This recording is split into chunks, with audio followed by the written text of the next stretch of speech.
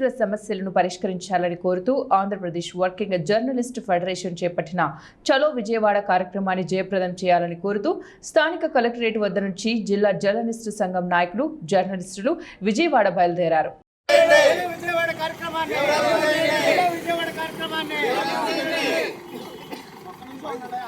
రాత్రి అయ్యిందంటే చాలు బస్తీలలో దోమల బాధను తట్టుకోలేక ప్రజలు ఇబ్బందులు పడుతున్నారు. కొందరు రోగాల బారిన పడుతున్నారు. ప్రభుత్వం జీహెచ్ఎంసీ అర్బన్ మలేరియా డిపార్ట్మెంట్ దోమల నివారణ తూతు మంత్రంగా చర్యలు తీసుకుంటూ ఉండటంతో దోమల నివారణ సరిగా జరగడం లేదు. సర్కిల్ పరిధిలో 10 ఫార్మింగ్ మిషన్లు ఉంటే అందులో 5 పనిచేయడం లేదు. ఈ నేపథ్యంలో అంబర్పేట డివిజన్కు చెందిన ఉద్యమకారుడు బీఆర్ఎస్ పార్టీ సీనియర్ నేత మల్లికార్జున యాదవ్ తన వంతుగా దోమల నివారణకు సొంత ఖర్చులతో సుమారు 35,000 ఖర్చుతో ఒక ఫార్మింగ్ మిషన్ను ఖరీదు చేశారు. ఆ మిషన్ను అంబర్పేట ఎమ్మెల్యే కాలేరు వెంకటేష్, మాజీ కార్పొరేటర్ విజయ్ కుమార్ గౌడ్ చేతుల మీదుగా ప్రారంభింపజేశారు.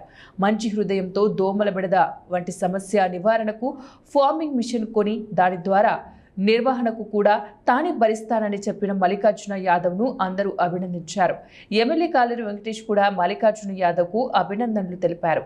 ఈ దోమల బెడద విపరీతంగా ప్రజలకు ఇబ్బంది గురి చేస్తుంది. అయితే ఫాగింగ్ మెషిన్స్ కానీ ఆ తర్వాత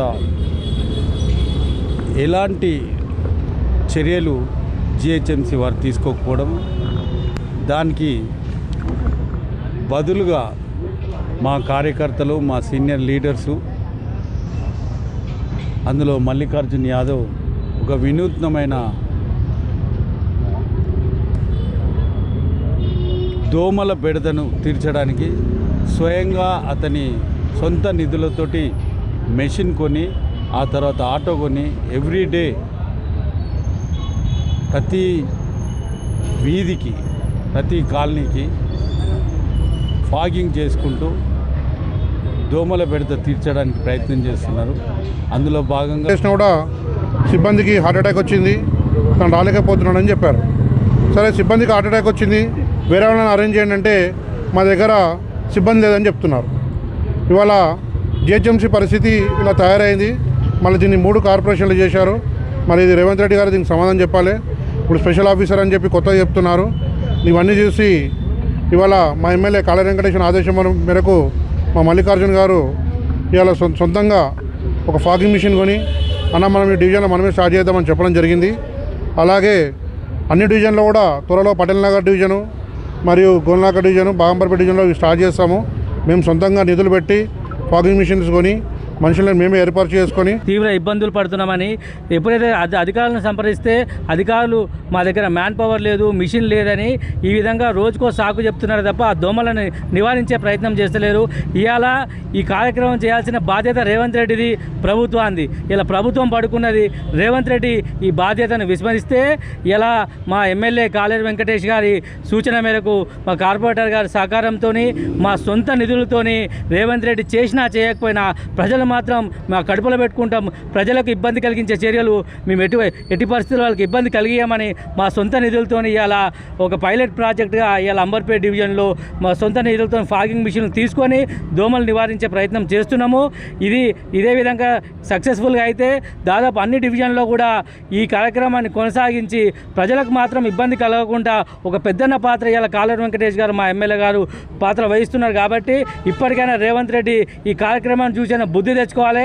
నాయనా రేవంత్ రెడ్డి గారు, నువ్వు చేయాల్సిన పని నువ్వు ప్రజలను పట్టించుకోకపోతే మేము చేయాల్సి వస్తుంది. కాబట్టి ప్రభుత్వం వెంటనే స్పందించాలా. రేవంత్ రెడ్డి ముఖ్యమంత్రి లెవెల్లో రివ్యూ జరగాల. జిహెచ్ఎంసీ సిబ్బందిని పెంచాలి, వాళ్ళకు మిషన్లు కేటాయించి ఇక్కడైనా ప్రజలకు ఇబ్బంది లేకుండా చేయాలి తప్ప చేయని. రంగుల పండుగ హోలీని పురస్కరించుకొని లంబాడి జాతి ప్రజలు తమ ప్రత్యేకతను చాటుకున్నారు. ఉద్యోగ వ్యాపార రీత్యా వివిధ ప్రాంతాలలో స్థిరపడిన వారంతా కూడా ఏటా హోలీ పండుగ నాడు తమ స్వస్థలాలకు చేరుకోవడం ఒక ఆనవాయితీగా వస్తోంది. ఈ క్రమంలోనే లంబాడి హక్కుల పోరాట సమితి ఆధ్వర్యంలో నిర్వహించిన వేడుకల్లో ప్రజలు పెద్ద ఎత్తున పాల్గొన్నారు. తమ ఆరాధ్య దైవమైన సంత్ సేవాలాల్ మహారాజుకు ప్రత్యేక పూజలు నిర్వహించి సాంప్రదాయ దుస్తులను ధరించి మహిళలు పురుషులు లంబాడి నృత్యాలతో హోరెత్తించారు. ఒకరి ఒకరికొకరు రంగులు చల్లుచుకుంటూ ఆత్మీయ ఆలింగనం చేసుకున్నారు. ఈ సందర్భంగా లంబాడి హక్కుల పోరాట సమితి రాష్ట్ర అధ్యక్షుడు కైలాస్ నాయక్ మాట్లాడుతూ సంవత్సరానికి ఒక్కసారైనా జాతి ప్రజలందరూ కూడా ఏకం కావాలనే ఉద్దేశంతో ఈ వేడుకలు నిర్వహిస్తున్నాం. మా సంస్కృతిని కాపాడుకుంటూ భావితరాలకు మన గొప్పతనాన్ని చాటి చెప్పడమే మా లక్ష్యం. ఎక్కడెక్కడో ఉన్న బంధువులంతా ఈ పండుగ సాక్షిగా కలుసుకోవడం చాలా సంతోషకరంగా ఉందని తెలిపారు. ఈ కార్యక్రమంలో బంజారా నాయకులు సోమ్లా నాయక్, బాలు నాయక్, నాగరాజు నాయక్, రాము నాయక్, బద్దు నాయక్, సీమా కృష్ణ నాయక్ తదితరులు పాల్గొన్నారు.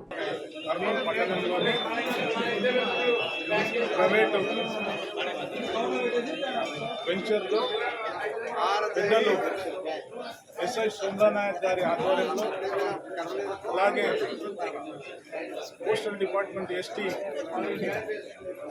రాష్ట్ర అధ్యక్షులు నాగరాజు నాయక్ మరియు విద్యార్థి సంఘం శ్రీమకృష్ణ, ఎస్టీఎం ఉద్యోగ సంఘం రాము నాయక్, పెద్దలు రామనాయక్ గారు, అలాగే రంగనాయక్ గారు, ఇక్కడ వచ్చిన సమాజం అంతా కూడా, బంజారా బిడ్డలంతా కూడా ఈరోజు ఆ సంస్కృతి సాంప్రదాయానికి సంబంధించిన పండుగ ఏదైతే ఉంది, ఈ పండుగనే హోలీ పండుగ అంటాం. ఈ హోలీ పండుగని భారతదేశం మొత్తం కూడా ఈరోజు రేపు ఘనంగా తండాల్లో ఉండొచ్చు, కాలనీలలో ఉండొచ్చు, నగరాలలో ఉండొచ్చు, ప్రపంచవ్యాప్తంగా ఉన్న గోర్ బంజారా జాతి ప్రజలందరూ కూడా ఎంతో సుఖ సంతోషాలతో ఉండాలని అందరూ కలిసి, తల్లి పిల్లలు, అన్న తమ్ముడు, బామర్దులు అందరూ కలిసి ఎక్కడెక్కడ పనిచేస్తున్నప్పటికీ ఈ హోలీ రోజున ఒక పెద్ద మనిషి నివాసం దగ్గరకు వచ్చి ఈ పండుగ జరగడం పూర్వం నుంచి వస్తున్న ఆనవాయితీ. ఇది మా బంజారా గురువు అయినటువంటి సేవాలాల్ మహారాజు నడిపించిన దారిలో మా సమాజం అంతా కూడా ప్రస్తుతం నడుస్తుంది. మా సమాజానికి సంస్కృతి సాంప్రదాయాలు ముఖ్యము. మేము ఎలాంటి పరిసరాలలో ఉన్నప్పటికీ మా సంస్కృతి సాంప్రదాయాలను మేము వదులుకోము. అందుకే రాష్ట్ర కేంద్ర ప్రభుత్వాలను చెప్తున్నాం, మేమంతా ఒకటే, మా భాష ఒకటే.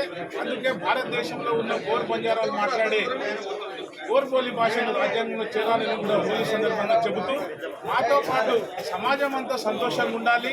సమాజంలో ఉంటాం కాబట్టి మేము కూడా సంతోషంగా ఉండాలని కోరుకుంటూ సమాజంలో ఉన్న అన్ని కులాల ప్రజలకు కూడా హోలీ శుభాకాంక్షలు తెలుపుతున్నాము. నమస్కారం. జై శివలాల్. జై శివ. మార్కాపురం జిల్లా దోర్నాల మండలం బొమ్మలాపురం సమీపంలో ఘోర రోడ్డు ప్రమాదం చోటు చేసుకుంది. ఎదురెదురుగా వచ్చిన 2 ఆటోలు ఢీకొనడంతో 8 మంది కూలీలు తీవ్రంగా గాయపడ్డారు. గాయపడిన వారిలో పలువురి పరిస్థితి విషమంగా ఉన్నట్లు సమాచారం.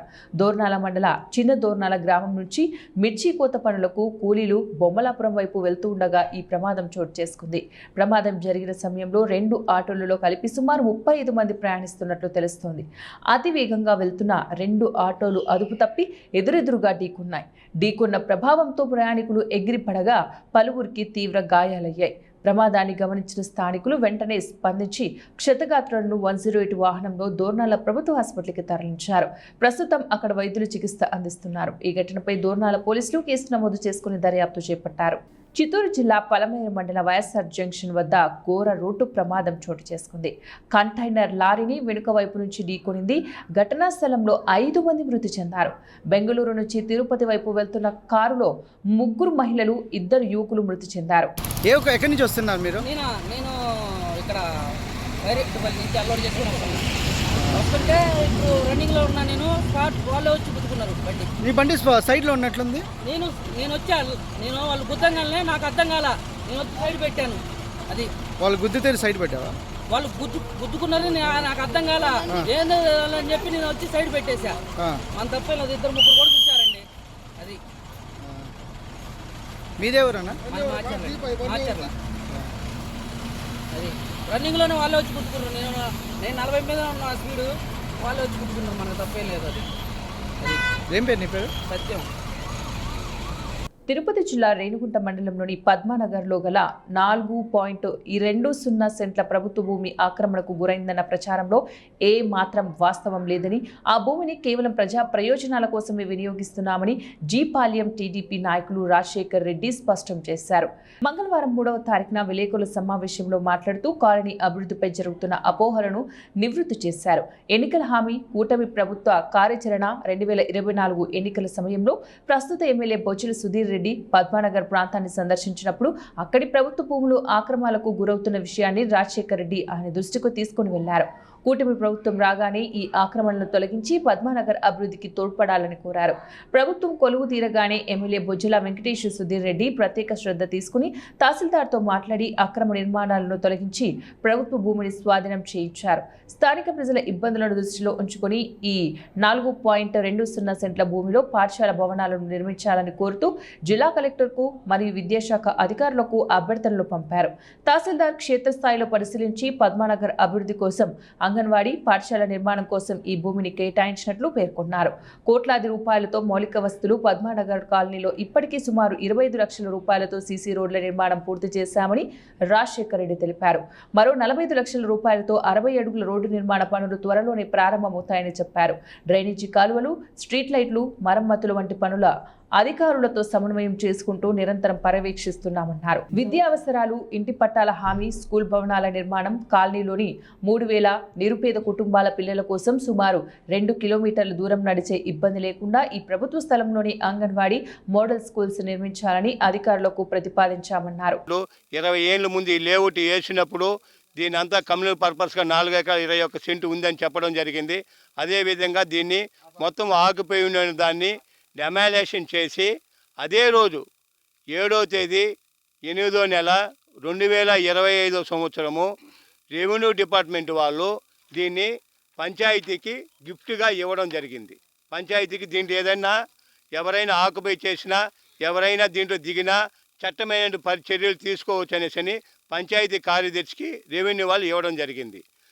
ఇక్కడ 23వ తేదీ 1వ నెల 2026న ST cell, grievance cell collector ఆఫీస్లో జరిగింది. ఇక్కడ ఉన్నటువంటి స్కూల్కి సంబంధించి కమిటీ చైర్మన్ అయినటువంటి సంధ్య గ్రీవెన్స్ సెల్కి వెళ్ళి కలెక్టర్ గారికి ఇక్కడ అంగన్వాడీ స్కూల్ కావాలా, ఇక్కడ స్కూల్ కావాలా, ఇక్కడ వచ్చేసి మాకు హెల్త్ హాస్పిటల్ కావాలని అర్జీలు పెట్టడం జరిగింది. దానిపైన స్పందించినటువంటి కలెక్టర్ గారు తక్షణమే డిఈఓ గారికి పిలిపించి అక్కడే మాట్లాడి ఈ విధంగా స్కూల్ కావాలి వీళ్ళకి అని చెప్పడం జరిగింది. అదేవిధంగా ఎంఈఓ గారు వచ్చేసి సెక్రటరీ గారు, ఇక్కడ నుండి విఆర్ఓ గారు, ఎంఈఓ గారు వచ్చి ల్యాండ్ని కూడా పరిశీలన చేయడం జరిగింది. ఇక్కడ మోడర్న్ స్కూల్ వచ్చింది. 1 ఎకరా ల్యాండ్ని మీరు చదువు చేసి ఇస్తే మేము ఇవన్నిటిని ఫొటోస్ తీసి మేము పై ఆఫీసుకి పంపించాలంటే ఇక్కడ మేము దీన్ని క్లీన్ చేయడం జరిగింది. దీన్ని ఏదో రాజశేఖర రెడ్డి అమ్ముకుంటున్నాడు అనేసనో పచ్చ కామర్లు వచ్చిన వాడికి పచ్చగా కనబడుతుంది. అంటే గత ప్రభుత్వంలో ఆక్యుపై చేసి కట్టుకున్నారు, అదేవిధంగా ఈ ప్రభుత్వంలో కూడా కట్టుకుంటారని ఒక ఉద్దేశంతో మేము పెట్టామంటారు. అంటే కామర్లు వచ్చిన దేశం అంతా పచ్చగానే కనబడుతుంది. అభివృద్ధి ఏంది ఇది ఎప్పుడు ఇచ్చారు? ఇది 7వ తేదీ 8వ నెల 2025లో పంచాయతీకి ఇచ్చారు రెవెన్యూ వాళ్ళు. దానికి అనుకోకుండా ఏమి వాస్తవాలు అనేసని ఏదో ఇక్కడ జరిగేటటువంటి దాన్ని అడ్డుకునేదానికి తప్ప అభివృద్ధిని వేరే మార్గం అంటూ లేదు. ఇక్కడ ఈ బోర్డులు పెట్టారు. గత 5 ఏళ్ళు ఏమైనా ఈ బోర్డులో ఈరోజు మేము క్లీన్ చేస్తే ఈ బోర్డులు పెట్టినారు. అంతకుముందు ఈ బోర్డులు పెట్టచ్చు కదా, దేనికి ఏక ముందే పెట్టచ్చు కదా. అంటే మేము ఒకరు అభివృద్ధి చేస్తే ఇంకొకరు వచ్చి బోర్డు పెట్టుకునేది, ఒకరు అభివృద్ధి చేస్తే బోర్డులు పెట్టడము. ఇక్కడ వచ్చేసి ఏమిటంటే గత 5 ఏళ్ళు ఒక తట్ట మట్టిపోయిలా. నేను ఒకటే చెప్తున్నా, సవాల్ విసురుతున్న పత్రికా విలేకరుల మూలకంగా, పద్మానగర్లో సిమెంట్ రోడ్లు వేసింది ఎవరు? ఇప్పుడు ఈ 18 నెలల్లో సిమెంట్ రోడ్లు వేసింది ఎవరు? ఎక్కడైనా సరే నేను పద్మానగర్ అభివృద్ధి పైన గత ప్రభుత్వం కానీ ఎవరైనా సరే చర్చకి పిలవడానికి ఎక్కడికైనా రమ్మన్నా చర్చకి నేను సిద్ధంగా ఉన్నాను. పద్మానగర్ అభివృద్ధి చేసింది టీడీపీ గవర్నమెంట్ మాత్రమే. ఇక్కడ వేసిన రోడ్లన్నీ టీడీపీ గవర్నమెంట్ వేసిన రోడ్లే. ఇప్పుడు కూడా ప్రభుత్వం వచ్చి 18 నెలలు అయితే 15 లక్షల రూపాయలతో కంటికి కనబడుతూ ఉన్నాయి రోడ్లు వేసినవి. ఆ స్టిల్ ఈ రోజుకి కూడా ఇంకా బిల్లులు తీసుకోలేదు. అదేవిధంగా 60 అడుగుల రోడ్లకి 40 లక్షల రూపాయలు వర్క్ కూడా శాంక్షన్ అయింది, అది ఈ టీడీపీ ప్రభుత్వంలో. అదేవిధంగా ఈ టీడీపీ ప్రభుత్వంలో జేపాలెం పంచాయతీకి హాస్పిటల్ కూడా ఒకటి వచ్చినది. ఆ హాస్పిటల్ను కూడా ఇదే ప్లేస్లో కట్టబోతున్నాము. స్కూల్ను కూడా ఇదే ప్లేస్లో కట్టబోతున్నాము. ఇది ప్రభుత్వాన్ని అడ్డుకోవద్దండి దయచేసి. గ్రామాన్ని అడ్డుకుంటే దానివల్ల నష్టపోయేది మీరే, పార్టీలు నష్టపోవు. ఈ గ్రామంలో పిల్లలు చదువుకునేదానికి 2.5 కిలోమీటర్లు నడిచిపోవాలి. అది మీకు ఆనందంగా ఉంటే ఆడికే వెళ్ళి చదువుకోవచ్చు. గ్రామం అభివృద్ధిని అడ్డుకోవద్దండి. ఇక్కడ గ్రామం అభివృద్ధి చేస్తామనేది స్కూల్ కావాలని. స్కూల్ ఈ ఊరికి పోవాలంటే 2.5 కిలోమీటర్లు పోవాలా. అంగన్వాడీ పిల్లకాయలు ఒక 5 సంవత్సరాల లోపల పిల్లకాయలు పోవాలంటే 1.5 కిలోమీటర్లు పోవాలా. గర్భిణీ స్త్రీకి పోషక పదార్థాలు కావాలంటే ఇంకో ఊరికి పోవాలా.